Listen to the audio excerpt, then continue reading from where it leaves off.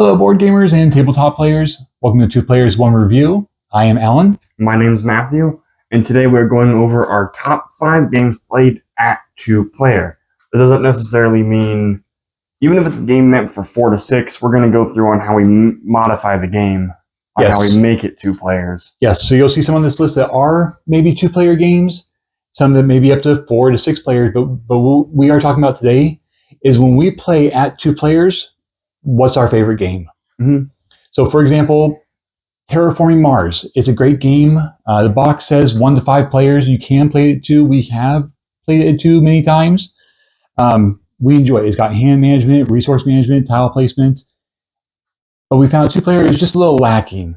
Well, the thing is there's no competitiveness because, you could have top half of the board. I could work on that. Then the other player could work on the bottom half of the board. And the big thing about playing 3, 4, even 5, because it's 1 to 5, is the competitiveness of tile placement. Before it gets back to your turn, what's going to happen on that board? You just don't see that at 2-player. It still can be played. It's just not as good. Right. And so that's kind of what we're looking at today is what plays best at 2. Mm-hmm. For example, legacy games also. They might say 2 to 4 players in the box. I would never play them at 2. Legacy games are one time through. Mm-hmm. Should get your best game experience the first time. Like Risk Legacy, you're not going to play that at 2 players. Pandemic Legacy, you're not going to play that at 2 players. No. There's just too much to do on the board. Mm-hmm. And so last note, this is a combined list of ours. We each made our own top 5, compared them, scored them, and put them together into this list. So we're not going to go, oh, well, here's my top 5, here's your top 5. It's our top 5. It's our top 5, yeah. Yes. And with that, let's get into it. Yep. Number 5, we have Marvel Zombies. And so that's a take on Zombicide, reskinned with the Marvel heroes. What I like about this one is you can play as either the heroes or the zombies. So every box has 2. Well, as long as you have both expansions. As long as you have both expansions. The core box you play as zombies. The X-Men box you play as heroes. If you have both, you can play with any heroes, any mode. So you can even bring Captain America into the X-Mansion if you wanted. You can. They don't care who what you mix. That's part of the fun sandbox of it, is you play how you want to. Now, the box says this game is made for 1 to 6 players. You need a minimum of 4. Yeah, you need between 4 to 6 players to play a scenario. We play at the 4-player, 4-hero level. What that means is we just ignore the 5 to 6 rules. And what we each do is we each play 2 characters. I'll play my 2, he plays his 2, and we don't play at 5 or 6. But if you do have a group of 5, we do recommend adding that 6. Mm-hmm. Because you get like spawn points that spawn zombies. And if you have 4 players, it has a set amount. But if you add a 5th or a 6th, it adds an extra spawn point. But there's no difference between 5 and 6. Yep. So if you're playing 5, you might as well have someone take that 6th character. Because you might as well take an extra hero rather than... Rather than getting the consequence and not having the extra help. Getting the consequence of that. Mm-hmm. So yeah, what we found is that 4 players, it still plays well. We can split up into teams on the board if we need to, 2 and 2. Mm-hmm. Doesn't matter if it's my 2, one of his, one of mine. And having 2 for each of us to monitor doesn't get overwhelming. No, it doesn't. Now if you each had 3 or 4, it'd make the turns draw out. But with 2 heroes apiece, I find turns go really well. Because I've played solo at 4, controlling all 4 heroes. And I mean, that's double of what I'm used to playing, and it does get a little chaotic. Mm-hmm. So that is our number 5, Marvel Zombies. Our number 4 game is Marvel United. You've probably seen we have a lot of it. A lot of them. We do enjoy the game. It's a real easy setup. It's a lighter game. You throw on the table, you do a couple rounds. The game box says for the core game, it's 1 to 4 players. If you have the team modes, it goes 1 to 7. This one, we're kind of stretching a little bit, getting into a 2-player game. But what we do, we find it plays best at 3. Because if you are playing 4, and at the beginning of the game, the villain goes, and then 3 heroes go after him. So if you're playing that 4th hero, he doesn't go until the villain has gone twice. Mm-hmm. So what happens is later in the game, the villain gets pressured, so it goes every 2 villains. So that means the villain gets 2 turns before you get 1 later in the game. Before half the team gets to go. Mm-hmm. Yeah. So we play at 3, and what we do, the best thing we found, I will pick my hero. I'll pick anyone out of the box. I'll pick mine. Then together we decide on one kind of third shared hero. Alternate. We'll play them with their deck over to the side, their hand face up, and we discuss what we want that hero to do during that turn. So I'll play mine, you'll play yours, and then we decide what that third hero is going to do. Just to keep it 3 heroes on the board, but we are playing it at 2-player. We are playing at 2 players. And if you are playing at 4 people, you can even do 3 hero, 1 person could be the villain, super villain mode.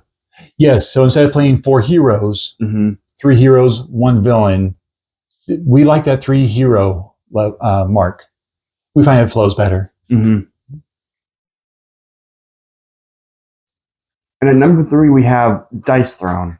That is a very, very fun game at 2. It's definitely geared towards 2 players with you dueling each other.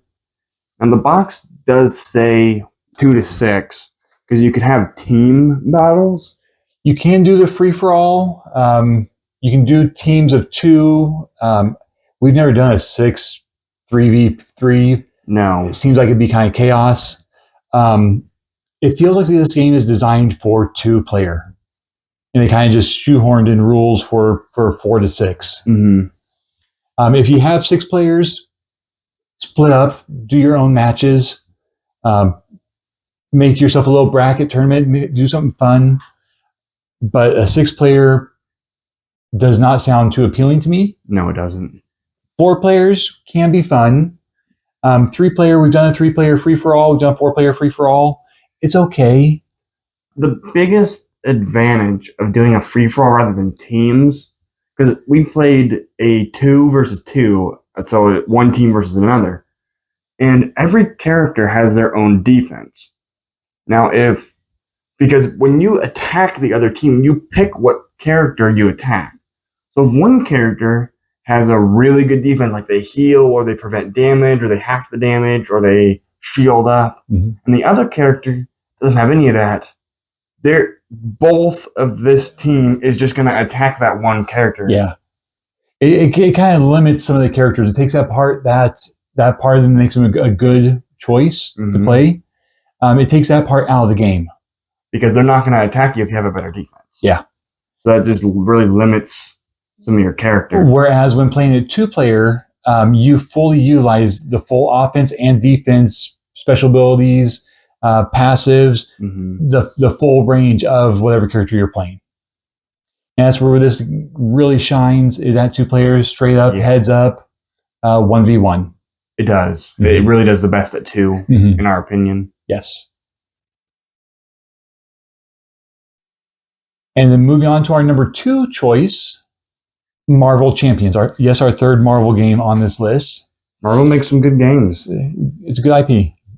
What we like about this game is the flexibility. It has dozens of heroes now released, all of which you can play between the 4 aspects: aggression, protection, leadership, and justice. 5 if you count the pool aspect. I'm not going to. You could, though. You could. You could play any of them at 5 aspects. There's technically 5. There's technically 5.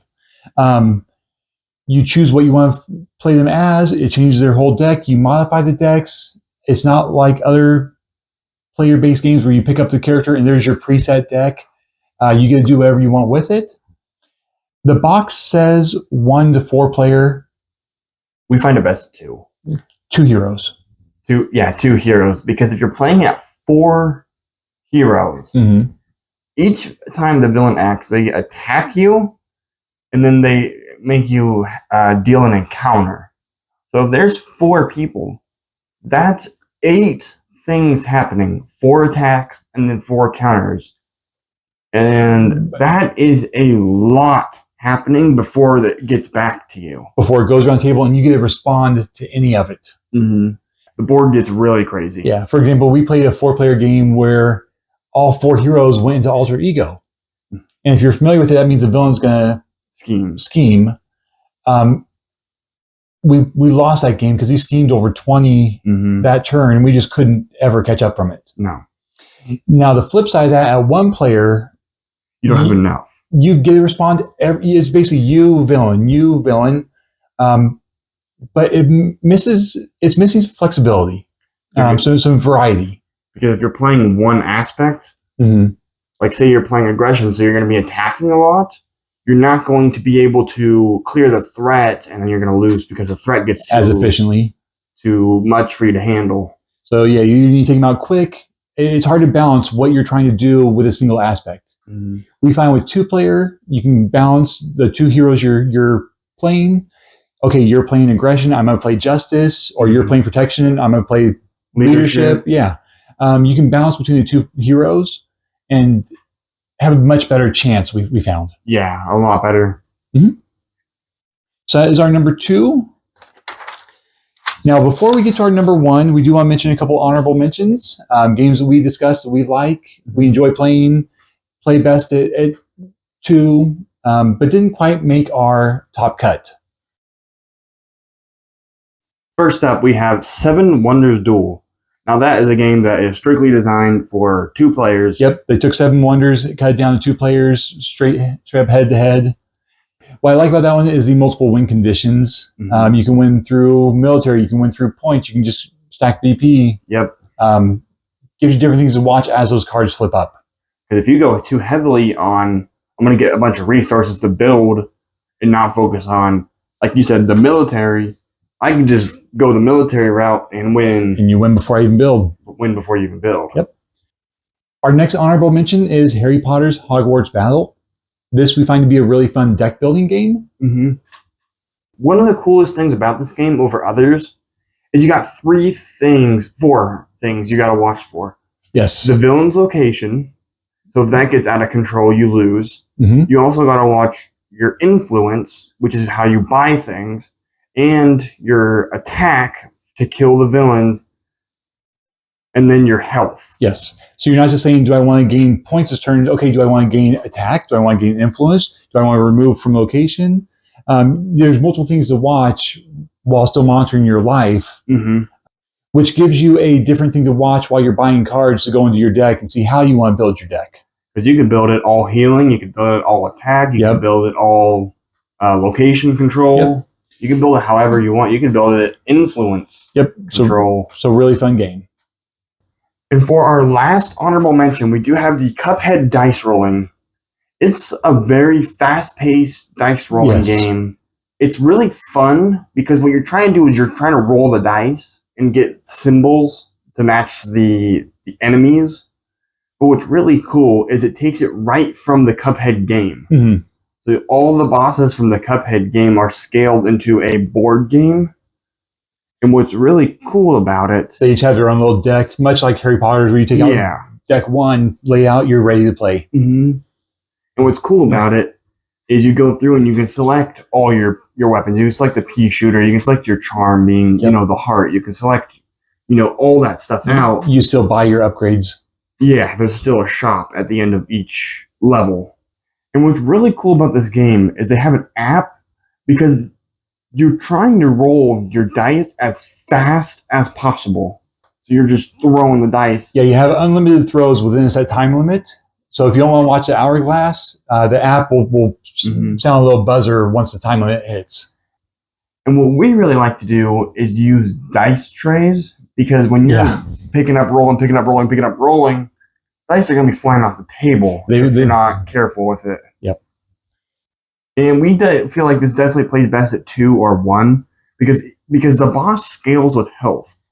And all players are responsible for any misses or any consequences from any player. So if one player fails, you all fail. That's why I feel like it's best at 1 or 2. Yeah. It's definitely playable at 3 or 4. But if one person on your team messes up a dice roll, it affects the whole team. Yep. So, which can be hard when you get up there. You got your 7 dice and you're done. you're watching them and they don't get it. They have one match dice, and they take 3 damage and they're out. Yep. So overall, again, fun game. Again, the monsters, the bosses come in little decks. We are hoping for future expansions. Be really easy to add to. I mean, if you haven't played it, check it out. It'd be very easy to expand. You just do the DLC. Mm-hmm. And so now our number 1 pick, our communal 1 game best played at 2 players, is Gloomhaven. Now, we did combine Gloomhaven, Jaws of the Lion, Gloomhaven, and Frosthaven because I would take up 3 spots. So we did combine it into our number 1. So again, if you're not familiar, it's a good dungeon diving game. For me, kind of scratches that D&D niche where you sit down, you control your character, you level up, you get more spells, you have retirement goals, and you don't have to do all of the dungeon mastering, storytelling, lore. It's done. It's in the book. It's already done for you. Yeah. So I feel a really great dungeon diver. My favorite dungeon diver. And the box does say 1 to 4 players. We have played 2 and 4. Mm-hmm. When we played at 2 players, the team didn't feel balanced enough. So if you have like a ranged character and a frontliner compared to a frontliner and support, or like a range and a support, you don't have your tank, you don't have your healer, you don't have your enemy control. Mm-hmm. You need some variation in this game. When we were playing 2 players, again, the team didn't feel very balanced. But when we jumped up to 4 players, you had the tank, the range, the support, the enemy control, the heal. You had all of it on your team. Yep. Well, on most teams, yeah. Most teams. Yeah. Most teams. And this game does scale really well. It does. From 2 to 4 players. So if you only have 2 or 3, 4, play it. It'll still work out really well. Now, what we do with our 2-player games with 4 mercenaries, same as zombies, we play 2-handed. I play 2, you play 2. Yep. And we each get full control of our own mercenaries, everything from leveling up, choosing your cards, your retirement goals, when to retire them, what items to buy from the shop. Mm-hmm. You just have 2 characters. And same idea with 2, I feel like it's pretty manageable to watch them start to finish. 4 would be chaotic. You don't feel stretched out or hard at 4. Yeah. And this is really a good option for us. Again, if you're looking for that dungeon diver, but you don't have that 4-person gaming group that can meet up regularly, they can commit to a long legacy game, because it's a couple hundred hours to get through these. But it works out really well for us. It really does. And so that was our top 5 games played at 2-player. If you have any questions about any games we mentioned today, let us know. Comment down below. We'll answer everything we can. Or maybe a game that you really like at 2 players didn't make the list.